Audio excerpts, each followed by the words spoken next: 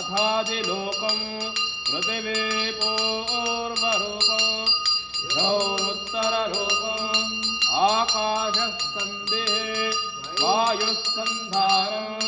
इत्यदिलोकम् अथादिज्योतिषम्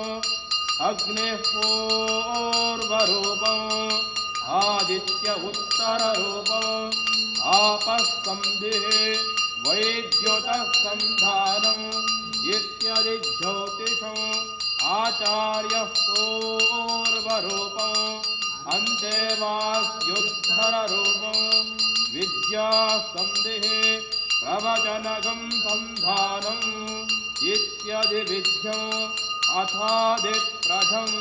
माता पूर्वरूपम् पितोत्तररूपम् प्रजास्कन्धे प्रजननगम् सन्धानम् इत्यदिप्रथम् अतध्यात्मम् अदराहुनः पूर्वरूपम् उत्तरराहुरनुरुत्तररूपम् वाक्सन्धिः जिह्वासन्धानम्